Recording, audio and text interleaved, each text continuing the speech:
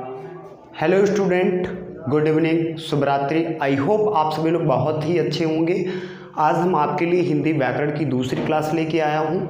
पहली क्लास में आपको संधि के प्रकार, संधि किसे कहते हैं, संधि का अर्थ क्या होता है, ये सारी चीज़ें डिस्कस कर लिया था। ठीक है, आज आपकी दूसरी क्लास में हम स्वर संधि के प्रकार की बात करने वाला हूँ और इसमें से स्वर संधि के 5 प्रकार होते हैं, जिसमें पहला आपका दीर्घ संधि है। मैंने पहले ही वीडियो में पहली क्लास में आपको सारी चीज़ें डिटेल में बता दिया था। ठीक है, तो आज हम बात करेंगे जो स्वर संधि के 5 प्रकार होते हैं, जिसमें से दीर्घ संधि की बात हमने पहले ही वीडियो में अर्थात पहले ही क्लास में कर लिया था। तो आज आपकी जो ये क्लास 2 है, इसमें मैंने आप दूसरी क्लास के दूसरी संधि के बारे में बात करेंगे। ठीक है, पहली आपकी दीर्घ संधि हो गई और इसके बाद में आज आपको बताता हूँ कि गुण संधि के प्रकार कितने, गुण संधि किसे कहते हैं, गुण संधि बनाने के तरीके क्या होते हैं। तो जरा समझिए गुण संधि कहते किसे हैं। सबसे पहले जो दीर्घ संधि थी इसको थोड़ा सा रिवाइज कर लेते हैं। दीर्घ संधि में मैंने बताया था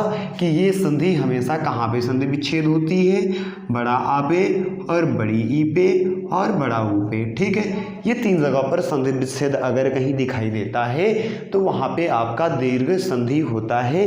लेकिन शर्ते नियम ये है कि उसमें दोनों तरफ स्वर समान रूप से मिलने चाहिए। अगर समान रूप से नहीं मिल रहे हैं तो उसी का रूप होना चाहिए। ठीक है, ये तो मैंने बात कर लिया था दीर्घ संधि में। अब हम बात करते हैं गुण संधि की। ठीक है, बिल्कुल आपको डिटेल शॉर्टकट में बताएंगे। ठीक है, कोई परेशान होने की ज़रूरत नहीं है, कुछ भी आपको बहुत सारी डिटेल में लिखने की आवश्यकता नहीं है। आपको देखते देखते ही आपको सारी चीज़ें समझ में आ जाएंगे। ठीक है, चलो बढ़ते हैं गुण संधि की तरफ। गुण संधि होता क्या है जरा समझिए। गुण संधि पहले तो हमने पढ़ लिया। अब गुण संधि किसका पार्ट है, स्वर संधि का है। तो जाहिर सी बात है इसमें स्वर मिल रहे होंगे। ठीक है, लेकिन कौन से स्वर मिल रहे हैं जरा इनकी बात करते हैं। इसमें ट्रिक से अगर हम बात करें कि कैसे पहचानेंगे, तो ट्रिक पहचानने की यही है कि जहाँ पर एक छोटी मात्रा वाले शब्द आ जाएं, एक छोटी मात्रा वाले शब्द हों, वहाँ पर आपका गुण संधि होगा, वहाँ पे आपकी गुण संधि कहलाएगी। ठीक है, जहाँ पर आपकी एक चोटी दिखाई दे जाए वहाँ पे आपकी गुण संधि होगी। लेकिन शर्ते नियम ये है कि ये एक चोटी जो होगी उस पर संधि विच्छेद होना चाहिए। ठीक है, कौन सी सर एक चोटी है, तो इससे बात करते हैं। एक चोटी आती है आपकी ऐसे एड़ी, जिसमें कि ये एक मात्रा लगी होती है, अर्थात एक चोटी कह सकते हैं। ठीक है सर, दूसरी कौन सी होती है, ये तो पहली। दूसरी होती है ओ से उखली, जिसमें कि एक मात्रा जो एक चोटी लगी होती है और उसके साथ में एक बड़ा आ की मात्रा लगी होती है। ठीक, कह सकते हैं कि इसमें जो ये मात्रा होती है ये बड़ा आ की मात्रा लगी होती है। ठीक है, ओके। अब जरा हम इसको बताते हैं कि ये मिलते कैसे हैं। इनको भी संयुक्त स्वर बोला गया है। ये दोनों के दोनों स्वर हैं, लेकिन ये कभी अकेले नहीं बने हैं, ये दोनों मिलकर के बनाए जाते हैं। कैसे बनते हैं देखते हैं। भाई ए से एडी यदि हमें बनाना है तो ये कहता है आ के सामने ई आ जाना चाहिए। वो फिर छोटा आ के सामने ई आए या बड़ा आ के सामने ई आए, कोई दिक्कत नहीं है, लेकिन वो आ के सामने ई ही आना चाहिए, चाहे बड़ी ई आए या छोटी ई आए। यदि ऐसा होता है तो आपकी ऐसे एड़ी बनेगी। ठीक है, ऐसे ही ओ से उखली की बात करते हैं। ओ से उखली जो होता है वो कहता है आ के सामने ऊ की बात कर ली जाए तो वहाँ पे आपका ओ से उखली बन जाता है। ठीक है, ओ से उखली आप चीज़ को समझिए। मैंने छोटा आ छोटी ई लिखी, यहाँ पर बड़ा आ और बड़ी ई भी हो सकती है, इसमें कोई डाउट नहीं है। ठीक है, मैंने लेकिन आपको सारी चीज़ें लिखने की आवश्यकता नहीं है। आप चीज़ों को पकड़िए कि यहाँ भी सुर यहाँ भी सुर, कुल मिला के यहाँ पे आ के सामने ई आनी चाहिए। फिर वो बड़े आ के सामने ई आए या छोटे आ के सामने ई आए। यदि आ के सामने ई आ रहा है तो वहाँ पे ऐसे एड़ी बनेगा, और यदि ऐसे एड़ी पे संधि विच्छेद हो रहा है तो वो आपकी गुण संधि बनेगी। क्लियर। ऐसे ही ओ से उखली में यदि आ के सामने ऊ आए, चाहे वो बड़ा आ के सामने बड़ा ऊ आ जाए या छोटा हुआ है, कोई फर्क नहीं पड़ता है। लेकिन यदि आ के सामने ऊ आ रहा है तो उससे वो ओ से ओखली ही बनेगा, और यदि ओ से ओखली बनता है तो इस पे होती है एक मात्रा, अर्थात इसमें कौन सी हो जाएगी, आपकी गुण संधि हो जाएगी। थोड़ा आपको उदाहरण के माध्यम से समझाते हैं और आराम से आपको समझ में आ जाएगा। ठीक है, चलो देखते हैं। जैसे मैंने एक शब्द लिखा महेंद्र, अब आप समझिए महेंद्र में भैया क्या बड़ा की मात्रा है, बड़ी की मात्रा है, बड़ा ऊ की मात्रा है, कोई तो मात्रा दिख नहीं रही है, तो यहाँ पे दीर्घ संधि तो होगी नहीं। अब अच्छा, गुण संधि के कोई नियम लग रहे हैं क्या? हाँ सर, ए से एड़ी की लग रहा है, बिल्कुल सही है, ए से एड़ी की आप लगा सकते हो जहाँ पे एक चोटी की मात्रा है। अच्छा, ए से एड़ी, ये गुण संधि कहता है कि उसी मात्रा पे संधि विच्छेद होना चाहिए। ठीक है, ये ए से एड़ी पे आपका क्या होगा, संधि विच्छेद होगा। चलो ठीक है, ए से एड़ी का यदि संधि विच्छेद होगा तो किस में तोड़ेंगे, आ और ई में। तो इसको क्या करते हैं, इसको तोड़ेंगे महा, और इसमें जो ए से एड़ी है इसमें मैंने बताया था कि जरूरी नहीं है छोटा आ ही है, बड़ा आ भी आ सकता है। तो यहाँ पर ए को मैंने तोड़ा और क्या आ गया, इसमें बड़ा आ की मात्रा आ गई, कोई दिक्कत नहीं है। फिर इसमें क्या करेंगे, इंद्र, क्या करेंगे भैया, इंद्र। अच्छा, आ के सामने क्या आया, ई, और मैंने आपको बताया था कभी भी आ के सामने ई आएगा तो वो ए से एड़ी ही बनेगा, और यदि ए से एड़ी बन रहा है तो उसमें कौन सी संधि होगी, तो उसमें भैया गुण संधि होगी। क्लियर। दूसरा उदाहरण बताते हैं आपको। जैसे मैंने बताया महोत्सव, क्या बताया भैया, महोत्सव, चीज को समझो, महोत्सव। अब इसमें क्या सर एक मात्रा दिख रही है, बिल्कुल दिख रही है, एक मात्रा है, लेकिन ये कौन सी है, ओ से ओखली की है। कैसे तोड़ेंगे, आ के सामने ऊ आ जाए, चाहे वो बड़ा हो या छोटा हो। ठीक है, तो इसको तोड़ते हैं। मैंने तोड़ा महा, और भैया इधर तो मैंने आ ले लिया, उधर क्या चाहिए, ऊ चाहिए सर, तो उत्सव बना लेंगे।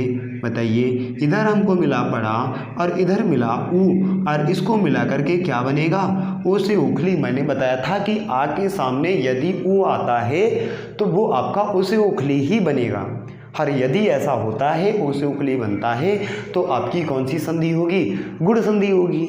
सारी चीज़ क्लियर, कोई दिक्कत, कोई परेशानी नहीं। ठीक है, समझ में आ गया अच्छे तरीके से। ठीक है, तो बढ़ते हैं अगली संधि की तरफ। अगली संधि आपकी 3 नंबर पे है, वृद्धि संधि। क्या है भैया, वृद्धि संधि। सॉरी, अभी एक चीज़ इसमें और मैं बता दे रहा हूँ जो आपकी छूटी हुई है गुण संधि में। गुण संधि में क्या छूटा हुआ है भैया, एक कहीं ना कहीं ऋषि की मात्रा आ जाती है। ये होता क्या है, ये जो अर वाला होता है ना, अर वाला, ये जो अर होता है वो ऋषि में बदल जाता है। यदि कहीं ऋषि वाला दिखाई दे जाए तो वो आपका गुण संधि में ही होता है। ये आपका थोड़ा सा अलग से दिया गया है, इस चीज़ को समझ लीजिए। कैसे समझेंगे, जैसे मैं उदाहरण देता हूँ आपको, महर्षि, क्या दिया, महर्षि दे दिया, और अर का मतलब होता है भैया जहाँ पे आधी रा लगी हो, जहाँ पे आधी रा लगी हो किसी दूसरे के ऊपर, आराम से कर लेंगे सर, वहीं पे संधि विच्छेद होगा। ये तो संधि का नियम है, हमेशा मात्राओं पर ही संधि विच्छेद होता है। तो क्या करेंगे सर, यहाँ अगर हम संधि विच्छेद करते हैं तो ये रा कहाँ है, सा से पहले है ना, तो वही कर लीजिए। यहाँ पे करेंगे महा, और महा करेंगे, इसमें आ जाएगा आ, और इसके साथ में क्या आ जाएगा भैया, ये अर जो है, अर, महर, अर निकल रहा है, अर किस में बदल जाएगा, री से ऋषि में बदल जाएगा। और जब री से ऋषि में बदल जाएगा तो बचेगा क्या सर, सी बच गया, तो महा प्लस ऋषि हो जाएगा। क्लियर। बताओ किसी को कोई दिक्कत, जैसे महर्षि हो गया, देवर्षि हो गया, ठीक है, ऐसी बहुत सारी चीज़ें हैं जिसमें आपका क्या है, री जो है वो अर वाला जो है वो री में चेंज हो जाएगा। यदि अर रा में चेंज होता है तो वो आपका किसमें, गुण संधि में होगा। ठीक है, बढ़ते हैं वृद्धि संधि में। वृद्धि संधि क्या होता है भैया, वृद्धि संधि भी वही है, सेम चीज़ को आप जरा समझिए। इसमें क्या था भैया, एक पाई मात्रा वाले थे, थोड़ा सा इसको रीज कर देता हूँ, ठीक है, आप लोगों को समझ में आ गया होगा। इसमें क्या होता है भैया, इसमें क्या था, एक छोटी मात्रा वाले शब्द, लेकिन इसको ज़रा समझिए, ट्रिक अगर हम आपको बताते हैं तो इसमें जो है वो 2 चोटी वो दो चोटी मात्रा वाले शब्द आते हैं। क्लियर, वाले शब्द आते हैं। ऐसे शब्द आपको मिल जाएं जहाँ पर दो मात्राएं लगी हों, अर्थात चोटी वाली। ठीक है, कौन कौन सी सर होती हैं समझिए।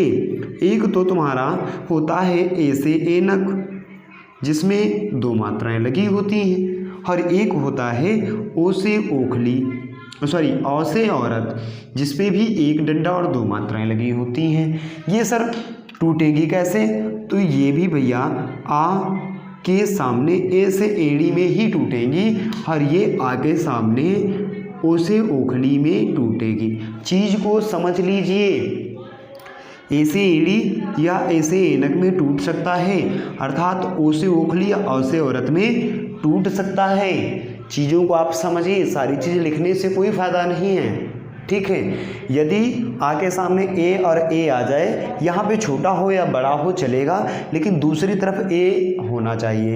एक तरफ आ और दूसरी तरफ यदि ओ और औ आता है तो औ से औरत ही बनेगा दो चोटी वाले, और यदि दो चोटी वाले बनेंगे तो वृद्धि संधि बनेगी। क्लियर, उदाहरण से आपको ज़रा समझाते हैं, समझने का प्रयास करिए। जैसे मैंने बताया मतैक्य, क्या बताया भैया? मतैक्य मैंने बता दिया। अब ज़रा आप समझिए, क्या आ दिख रहा है? नहीं सर। ई दिख रही? नहीं है सर। ऊ दिख रहा? नहीं दिख रहा है। क्या सर एक चोटी वाले दिख रहे हैं? नहीं दिख रहे हैं। तो ना तो दीर्घ लगेगा ना ही गुण लगेगा। क्या सर दो दिख रहे हैं, दो चोटी वाले? हाँ भैया, दो चोटी दिख रहे हैं। तो कौन सी संधि हो जाएगी? वृद्धि संधि। लेकिन ये यहीं से संधि विच्छेद तो होना चाहिए। ठीक है सर, किसकी मात्रा है? डंडा तो है नहीं, और डंडा नहीं है तो दो मात्राएं किस में लगती हैं? ए से ऐनक में। और ए से ऐनक कैसे बनता है? एक तरफ आ और दूसरी तरफ ए। क्लियर, तो तोड़ते हैं। क्या करेंगे भैया? मत।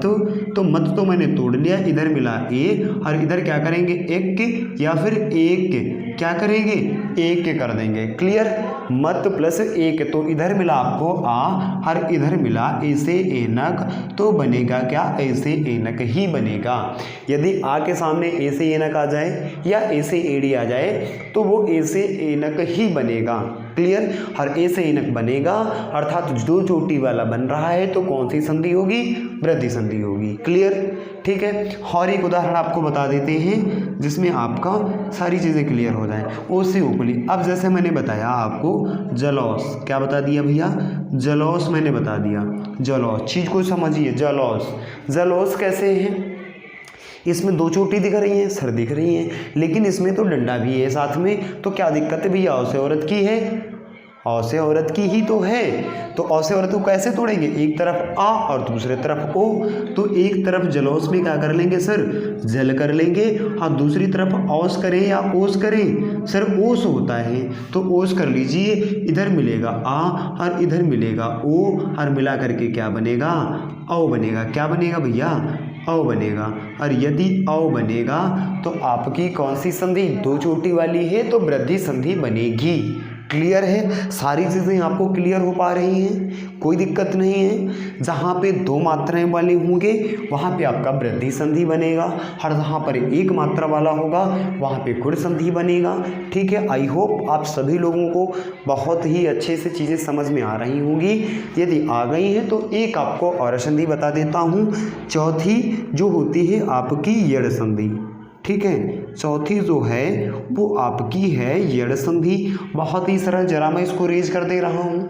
ठीक है, जिसको नोट करना है वो नोट कर सकता है, जल्दी जल्दी नोट करते चलिए साथ में। ठीक, मैं इसको रेज करता रहा हूँ, आप सारी चीज़ को ज़रा समझिए। ठीक है, चीज़ों को ज़रा आप समझिए। मैंने बताया यड़ संधि। सर यड़ संधि में कौन सा नियम लगेगा भैया? कोई बहुत बड़ा नियम नहीं है। या और वा के पहले आधा अक्षर आए तो वह पूरा बन जाता है, पूरा बन जाता है। ठीक है, यदि या के पहले आधा अक्षर आया है, यदि या के पहले आधा अक्षर तो हम क्या करेंगे, उस पे ई की मात्रा जोड़ देंगे, ई या फिर ई की मात्रा जोड़ देंगे। और यदि वा के पहले आया है तब भैया हम क्या जोड़ेंगे, तब उसमें छोटा ऊ या फिर बड़ा ऊ को हम जोड़ देते हैं। ठीक है, बस इतनी सी चीज़ आपको यड़ संधि में समझनी है कि यदि कहीं पर भी या से यज्ञ हर वासेवक के पहले आधा अक्षर दिखाई देता है और वहीं से संधि विच्छेद होना चाहिए, यदि ऐसा हो रहा है तो वहाँ पे आपकी यड़ संधि बनेगी। क्लियर है? दिखाता हूँ आपको उदाहरण के माध्यम से कैसे होता है। एक उदाहरण मैं लेता हूँ, जैसे मैंने बताया आपको स्वागत, क्या बताया भैया, स्वागत। अच्छा ज़रा इसमें देखिए, बड़ा आ तो दिख रहा है, क्या नहीं तोड़ सकते हैं दीर्घ की, दीर्घ संधि नहीं बन सकती है, कैसे बनेगी, स्व प्लस अगत करोगे या आगत करोगे, स्व प्लस आगत नहीं बनेगा, स्व प्लस आगत कभी भी संधि विच्छेद नहीं बनता है। ठीक है, कैसे बनेगा सर, तो ये देखो इसका नियम लगेगा, वा के पहले आधा अक्षर आया है, ठीक है, और यदि वा के पहले या के पहले आधा अक्षर आता है तो कैसा बनता है, पूरा, और वहीं से संधि विच्छेद होना चाहिए। अर्थात हम ये कह सकते हैं सा को पूरा बना लीजिए। ठीक है, हर कहता है यदि वा के पहले आए तो उसको पूरा बनाओ और उस पर छोटा ऊ या बड़ा ऊ की मात्रा लगा दो। तो इस पर हम छोटा ऊ की मात्रा लगाएंगे, सु, सु होता है, सु नहीं होता है। ठीक है, तो सु। अब प्लस बाद में बचेगा क्या, देखो आप, वा के पहले भैया आधा अक्षर आया, मैंने उसको बना लिया पूरा, और उस पर कहता है कि यदि वा के पहले आधा अक्षर आता है तो उस पर छोटा ऊ या बड़ा ऊ की मात्रा लगा दूं, तो मैंने लगा दिया छोटा ऊ की मात्रा। ठीक है, अब जो ये वा से वक बचा है ना, ये नहीं लिखा जाएगा, ये कभी भी यड़ संधि में नहीं लिखा आपको मिलेगा। ठीक है, होता क्या है, जो ये वा से वक बचा हुआ है इसमें से स्वर निकाल लेते हैं, क्या निकलेगा, वा, बड़ा की मात्रा लगी है तो सर बड़ा आ निकाल लीजिए, और गा और ता क्या बच जाएगा, आगत। तो सु प्लस आगत आपका सही संधि विच्छेद हो जाएगा यड़ संधि का। ठीक है, अब या से यज्ञ वाला भी देख लो, या से यज्ञ वाला भी बहुत सारे ऐसे संधि विच्छेद बनते हैं जिसमें या से यज्ञ के पहले क्या हो जाता है, आधा अक्षर आता है। ठीक है, देखो मैंने बताया प्रत्येक, क्या बता दिया भैया, प्रत्येक बताया, चीज को आप समझिए जरा, यहां लिख देता हूं, क्या लिखा हुआ है भैया, प्रत्येक, चीज को समझिए, प्रत्येक, प्रत्येक का संधि विच्छेद कैसे करेंगे, या से यज्ञ के पहले आधा अक्षर आया हुआ है, इसमें तो किसी को कोई डाउट नहीं है। आप देखोगे कि या से यज्ञ के पहले सर आधा अक्षर आया है, कौन है, ता है। ठीक है, तो अब क्या करेंगे, उसको पूरा बनाएंगे और यहीं से संधि विच्छेद करेंगे, तो प्रा और ता को बना लो पूरा। और यह क्या कहता है, या के पहले आधा अक्षर आया तो उस पर बड़ी या छोटी, तो प्रति करूँ या प्रति, प्रति कर लो सर, तो छोटी की मात्रा लगा लो, प्रति हो जाएगा। और ये या से यज्ञ तो गायब हो जाएगा, लेकिन इसमें स्वर कौन है, एक मात्रा लगी हुई, अर्थात ए से ईड़ी है, हर का तो क्या बच जाएगा, प्रति प्लस एक, हर यही नियम है आपका यड़ संधि। ठीक है, आई होप आप सभी लोगों को बहुत ही अच्छे से समझ में आ गया होगा। जिसको थोड़ा सा समझ में नहीं आ रहा है तो थोड़ा सा फिर से 1 से 2 बार वीडियो को देख लीजिए, आपको सारी चीज़ें क्लियर हो जाएंगी, इतना बहुत ज़्यादा हार्ड नहीं है। ठीक है, आज मैं आपको स्वर संधि के प्रकार 3 थे, स्वर संधि, व्यंजन संधि, विसर्ग संधि। स्वर संधि के 5 प्रकार होते हैं, जिसमें से मैंने 5 में से 1, 2, 3, 4 प्रकार इस वीडियो में, एक तो मैंने पहले करा दिया था पहली क्लास में, लेकिन ये दूसरी क्लास में आपको मैंने क्या कर दिया है भैया, दूसरी जो है इसमें 3 संधियाँ खत्म कर दी है। अब जो आपकी बची है वो एक बची है अयाधी संधि। कौन सी बची है, अयाधी संधि, वो हम आपको अगले वीडियो में प्रोवाइड करा देंगे क्लास 3 में, क्योंकि वो थोड़ा लॉन्ग हो जाती है, वो थोड़ा सा कठिन है, लेकिन समझने का प्रयास करोगे तो सारी चीज़ें सरल हैं। ठीक है, आई होप आप सभी लोग बहुत ही अच्छे से समझ गए होंगे। ठीक है, जय हिंद, वंदे मातरम। मिलते हैं आपको अगले वीडियो में।